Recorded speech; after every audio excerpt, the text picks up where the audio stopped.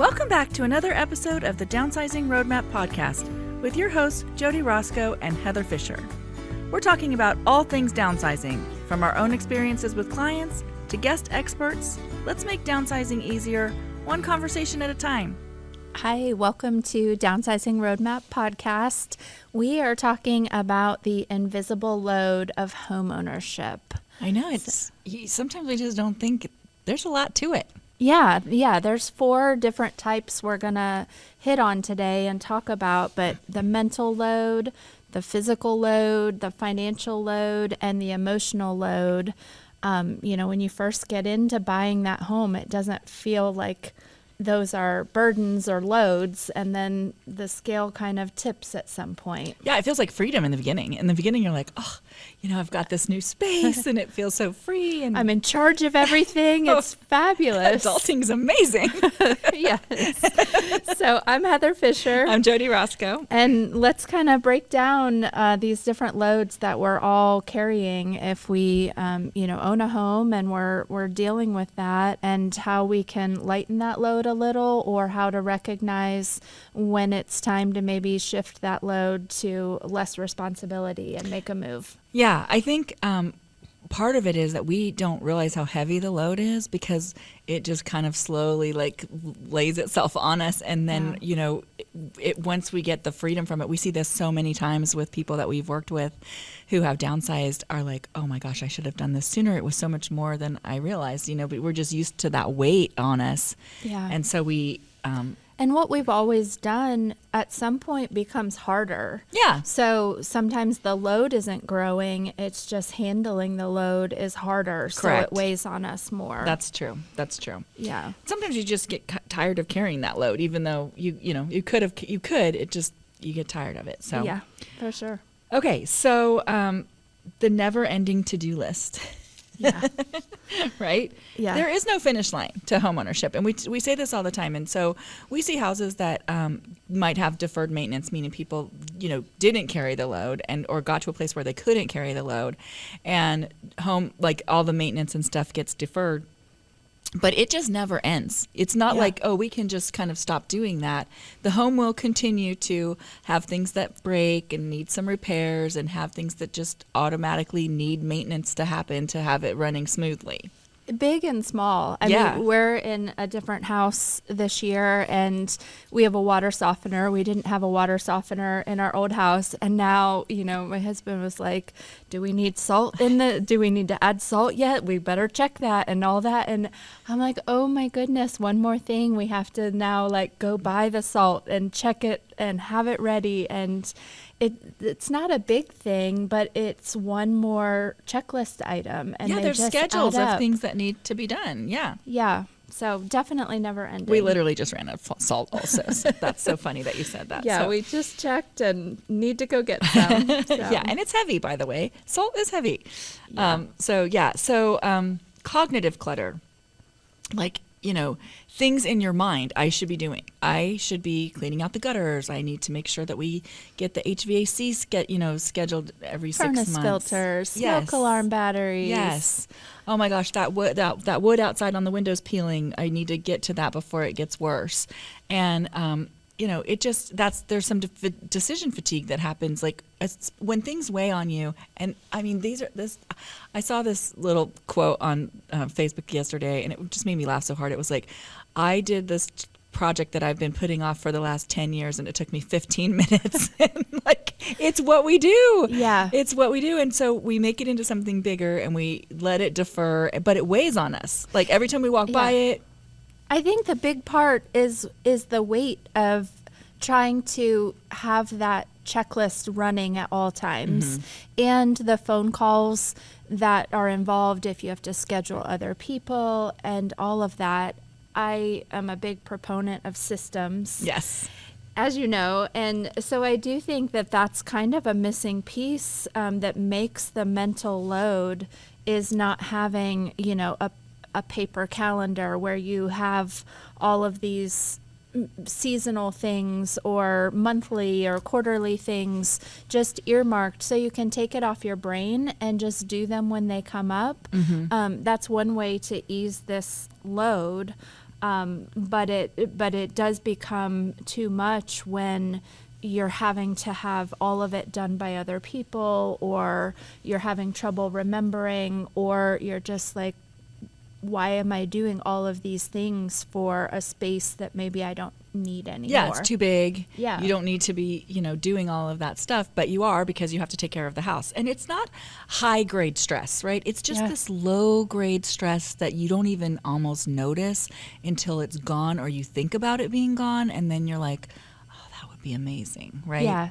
Yeah. Have someone else doing that. Yeah. That thinking. So, the caregiver role. You are a caregiver for your home. Right? Well, and honestly, a lot of our listeners, because of their situation, are also in caregiver mode for their spouse, their partner. For sure. Maybe you're helping your parents, and so it's just compounding how much mental load you're carrying. And so if the house is easier to ease that load, that gives space for the other places where you're running that caregiver role in your life. For sure. So like if your house were a person, how high maintenance would it be?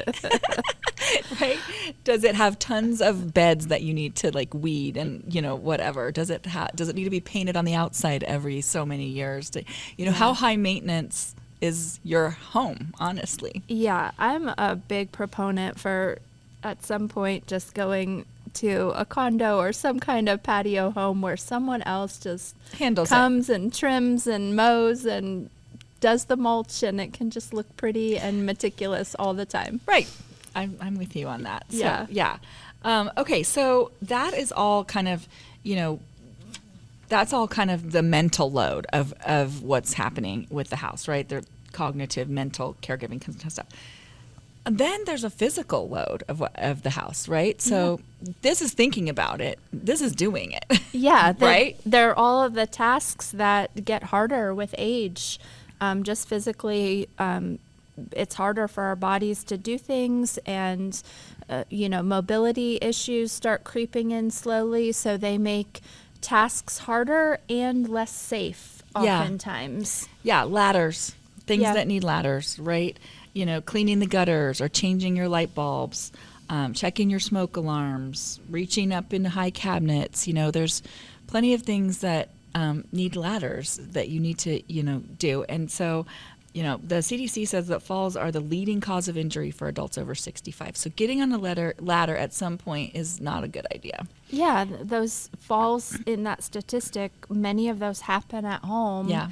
And it's when is that decision that, okay, I'm not going to push myself to do this, and I'm going to get that outside help. And all of these things can be done by somebody else. Yeah. And so if staying in your home is your number one priority, they can all be done, by someone else, but you need to then put that into that system, mental, that planner. Right. Then it turns into the mental load instead of the physical load a little bit more. And so you have to get that, in a planning position. So I think that when things change with your mobility or your physical health, what we see oftentimes is that your routines don't change. And so looking at could I store the Christmas things in a more accessible place than in the attic, so that I don't have to, come down those rickety pull down steps every year with big boxes? Or, could I hire someone to do the mulching because carrying the big bags of mulch around the yard are too much? And it's just the same things. How could they happen in a different way so that you're protecting your physical health and your safety? Yeah. I mean, you said bags of mulch. Outdoor upkeep can really be a lot. Yeah. Depends on where you live in the country, right? But, sometimes some people have rock gardens and whatever. But many areas, there's lots of mulching and weeding and trimming and snow removal, leaf blowing, mowing. There's so much that seasonally goes on in areas. And yes, you can have somebody take care of all that. That's going to just cost money. But if you're doing it, the average yard takes about 150 hours a year. I saw that stat in the notes that we were researching, and that I was like, that's crazy. And then I was like, okay, that's like 2-point-something hours a week. A weekend, and you're mowing. And really is. Yes. And I mean, that sounds like so much. And do you want to be doing that? Should you be doing that? Can you be doing that? Yeah. And on the flip side, if it's a matter of bringing someone else in, what does that look like cost-wise and budget and time? Or is that family that can help you? Yeah. Repairs that require strength and flexibility and stamina, right? So, Mark used to do everything. Like we did, we have flipped houses, we have sawzalled out windows and, put drywall up and doing all the stuff. And now we're at a place like that's just not something that we can do anymore, nor do we want to. But sometimes like he would have replaced the water heater. Now somebody's going to have to do that, right? Yeah. Or sump pumps or, storage stuff that's stored in, like you said, the basement or the attic.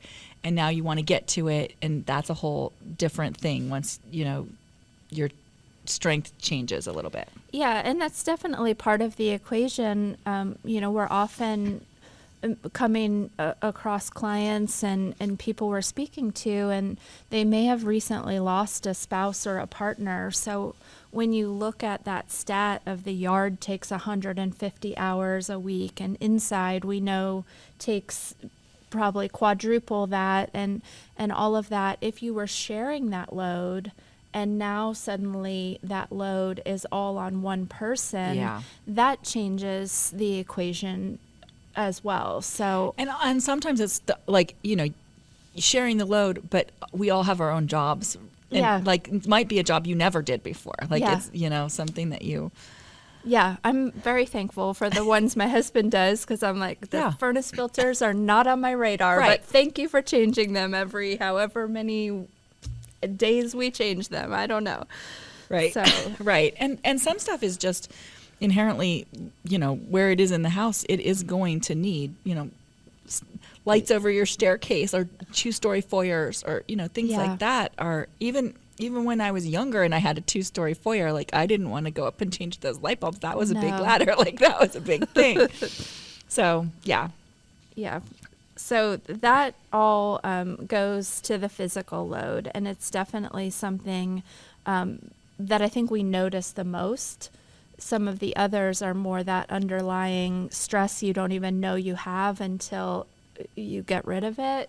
Yeah, I think you don't see the mental load until it actually goes away and you've moved, and then you're like, wow, that was more than I thought it was. Yeah. The physical load is something that you see when you're in the house, because you're like, I can't get up there to do, to change that light bulb, or that smoke alarm is going off at 3 a.m. because that's the only time they ever go off when they start chirping. And I can't get up there to deal with that. And so those or the yard is just too much for us now, or, whatever that is. I think we hear that a lot, and that can be reasons why people start to think about downsizing. I think they should be thinking about it because of the mental load, but they don't notice it as much. Yeah. But physical, I think, comes up right away. And the third one is financial, and that also I think comes up where people notice it. They notice what's going on financially in their budget with their house, because when they stop being able to do physical things, it turns to financial, right? Because you have to hire somebody. Right, exactly. Yeah. And so it's which load can you carry, or do you just need to remove the load because both physically and financially it's just at that tipping point that it doesn't work and support your lifestyle anymore. Yeah. So financial stuff, surprise expenses that they're not surprises, because this stuff does have to be changed. And if you live in a house for 15 or 20 or 30 or 40 years, we have people who have been in their houses 40 or 50 years, you're going to have to get a roof more than once. Yeah. And so it shouldn't be a surprise, but somehow it always seems to be like, oh my gosh, like when we were moving, I know I've said this before, but we were moving, and I said to Mark, well, that HVAC it's pretty new. Like we just got that. And he's like, that was 10 years ago. Right. Because like it just happens. Like time just flies and you don't realize. And so roofs last 20 to 25 years, even if it's a 30-year roof. Often weather and wind and things can make that 30-year roof be a little bit less. So I would plan 20 to 25 years, even if you got a 30-year roof on it.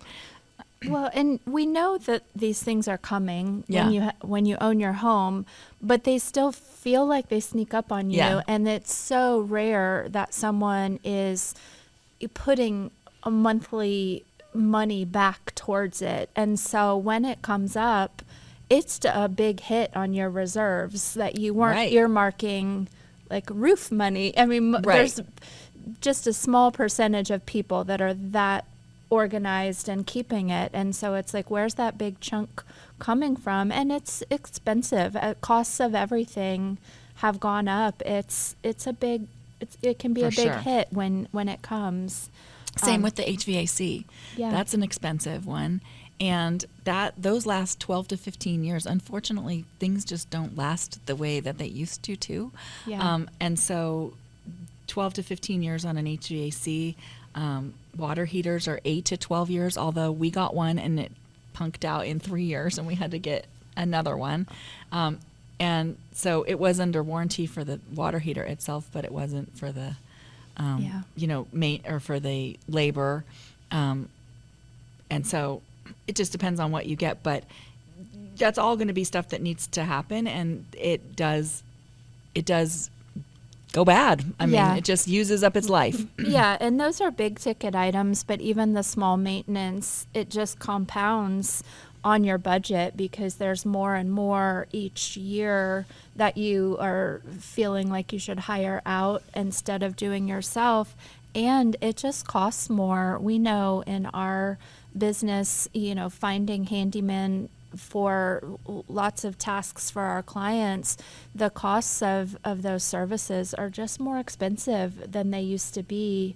And sometimes hard to find that great mix of a reasonable price and quality work. And, it's just something that is a financial hit when all the small stuff adds up to a bigger cost. Or the big stuff kind of all goes bad at the same time, because sometimes that can happen. You get on that cycle. Yeah, you get on a cycle where it just stacks and people are like, well, the roof was new last year and the water heater and furnace is new this year because everything kind of, did its thing like all at the same time. And and so, and just even honestly having just people show up for a trip charge is expensive if you have an electrician or a plumber, whatever you need to have. So that all can add up quickly, and sometimes it can even stack on itself. So keeping cash reserves for emergency is important, and something I think you're absolutely right, people do not do. That's not something that they might save money for a vacation or, in their budget, they've got that, but roof is rarely in there. Yeah, and so when it arrives, you're kind of caught off guard.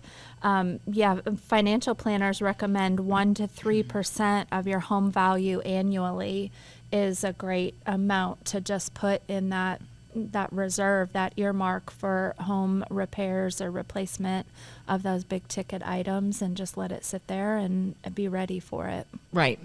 And then taxes and insurance and utilities. I mean, even if your home is already paid off and you don't owe anything on it, you still have taxes, insurance, utilities, all of that stuff. And the bigger your house is, the bigger that those tickets are. So if you're thinking, oh gosh, maybe I need to go smaller, that's somewhere where you will save some money. Sometimes the smaller houses, they used to be smaller house was less money, bigger house more money. Now it just depends on what it is. Sometimes if you're in a condo complex, that may or may not be, the case, or a patio home that's new versus a 40-year-old or 50-year-old home. But those costs should be less. The utilities and all of that should be a little less. If you're considering a situation at a senior living community or a rental situation, it's definitely needed to compare what are all the line items in my budget, because I think oftentimes we find people who say, well, my house is paid for, so I'm not paying for my house. Why would I take on that monthly payment? But if you really look at what you said, the taxes, the insurance, the utilities, plus all of the services that you may have had to add on, what's that payment compared to the community and what you would get in services there. And sometimes it's not as far apart from each other as you think. I think about that in condo fees too, right? Yeah. So same idea. Sometimes the condo fee, it seems like, oh my gosh, we're paying that much a month, but sometimes it has trash and water in it, and some, lawn care that you are paying now to do lawn care, and it does automatically do the roof for you. Exterior maintenance for sure. You're not setting that money aside for it. Yeah. So it's automatically setting that money aside, and maybe snow removal. And so when you add that stuff up, it might not be as much as you think versus what you're actually paying for your own property now, and if you're saving in utilities and all of that. Yeah, it's definitely something to compare. Yep. And property taxes have gone up so much in the last few years. So that's something to think about as well. So yeah. So the financial load can really start to dig into your money, honestly. And if you're paying for everything to be done, then the financial load's going to be more. So yeah, and if you're delaying paying for all of those things to be done because of the expense, what is that costing you in deferred maintenance that snowballs, or you not living in safety because you haven't done things or haven't called in reinforcements and help for some things. So it's a big strategy to look at all of the pieces and how they're working together so you can live your best life. Yeah, because what we find is if you start to defer maintenance on the house, and sometimes this just happens, and so if that's happened to you, it's okay. But what we do find is that if you don't do the roof, then it might get a leak, and then the leak causes a whole bunch of other problems. And so deferred maintenance can actually be bigger than the thing that didn't get done. Right. And so that can end up costing a lot more in the end. So that's something to be careful about. Yeah, absolutely. So the last load we're going to talk about is the emotional load, and that is, similar to the mental load at the beginning, but this is more just the feelings that it gives you when you are just worried about all of these other things. You might feel like you're falling behind, or you don't want to bother your family and your kids to help you. You're just feeling like you're starting to recognize all of this load you're carrying, but you're not quite sure how to address it and how to filter it through. And just feeling emotional because it's overwhelming, or small issues feel like big ones or become big ones because you ignore them, what we were just talking about. Yeah, it's guilt. It's you feel guilty because you're not taking care of the house the way you should. You know that you should be doing these things. You either don't know who to call, or maybe you're on a fixed income and that's hard for you to, handle some of the things. Yeah. But you're just feeling guilty about it and a lot of pressure around it, and that emotional pressure weighs on you just like the mental that we talk about. Back to that low grade stress that just overrides every day when you're just not quite sure how to tackle it. Yeah, and so if you're feeling all the time like, oh my gosh, what's going to break next, or this is making me worried, or this, that's something, then that's time to really start thinking about, are you ready to downsize? That's a red flag for you, that you're spending a lot of time worrying about what could happen next. Yeah. Another thing is, your home it symbolizes who you are. It's your identity. For a lot of people, it's that independence, and we have a whole episode on independence, which is super interesting, history of independence around that. But as a country, we're very independent, and so sometimes people feel like giving that up is a problem. And so that is an emotional problem and a mindset that you need to work on if that's something, if you feel like the home is overwhelming you, but you need to stay for those reasons. Yeah, I think that it's hard for all of us to get to the point of recognizing that things have changed, and we're kind of stubborn as people and feel like, well, I did it before, I can still shovel my driveway like I did when I was in my 40s, and just recognizing that it's okay, it's not a failure that things have changed, it's just a new phase. Well, and I think some people have gotten to the house that they're in like it was their big pride purchase, right? Yeah. Like it was like, oh my gosh, I have made it if I can be in this house. And so going to a smaller house feels like a step down, in the mentally, like it just feels like maybe that's like you're stepping backwards. And again, that's all a mindset of how you're thinking about it and what is right for you and what you actually need. And, it's actually a step to easier. Yeah. And it might be a step up because you Yeah. get to then travel or do other things with that time and that money. And so thinking about it, like it's not a loss. Yeah. It's a future, like self, like what is your future self going to be? Gaining? Yeah. What are you gaining? But some people frame it that way because it was such a big purchase that they aspired to and got for themselves, right? Yeah.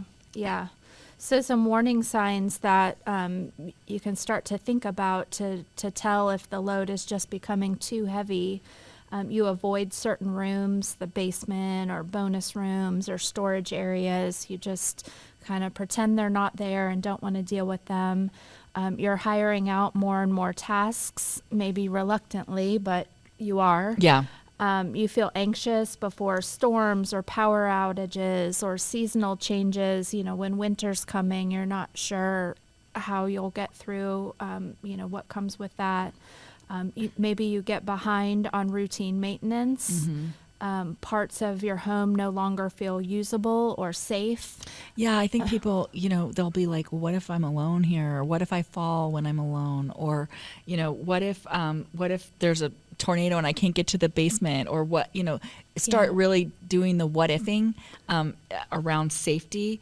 And that can chip away at your confidence about, being good in the house. And that's a red flag for sure. Yeah, absolutely. Or, the most basic one, you just don't enjoy your home the way that you used to. It feels like a burden. Yeah. Yeah, it feels like it's owning you instead of you owning it. Yeah. And that's okay because there's great new spaces to enjoy. Yeah, and it's not a failing. It's not like, oh gosh, it's just that it's not working for you anymore. And that's okay because we have different chapters in our life, right? Yeah. And so not everything will be the same for every chapter of your life. And so sometimes that's back to the emotional. People get sad that chapter might be ending. But what cool thing could happen next? And what place can you be in for that to happen? And if you're still in this place, it can't happen. Like the new chapter can't happen when you're still in the old place. So you can get excited about that. Yeah, so some tips for lightening the load, both if you want to stay where you are or if you're, listening to these red flags and thinking, okay, maybe it's time to start thinking about downsizing. If you are someone that is just like, okay, I hear you, but I still want to stay, but I'm open to how can I lighten that load, this is back to just that organization and managing the life. So your house isn't managing you, you're managing it. So my suggestion would be, maintenance checklists, calendars that are reminding you of, and lead time. Like I need my AC working before summer, so I need to call back in March or February to get my appointment on the calendar, and just those reminders so you're not scurrying around. And what can you outsource and who can you line up so as winter approaches, you have someone that can come shovel the driveway for you, or you have someone taking care of the lawn and you just know it's handled.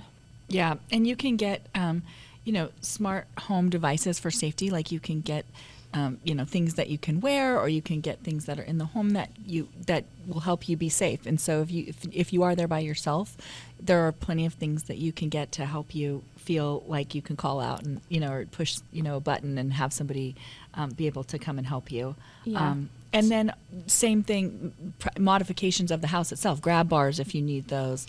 There are companies that do this and they install all kinds of things.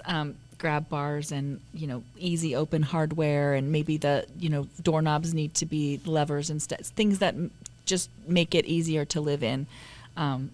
that's possible too. Yeah, you could get a consultation with one of those companies, and there may be things you didn't even think of that can just make your day-to-day life easier. Yeah, ramps or, whatever. Yeah, knowing whether you have the option for a stair lift if you need that now or in the future, things like that. Mm-hmm.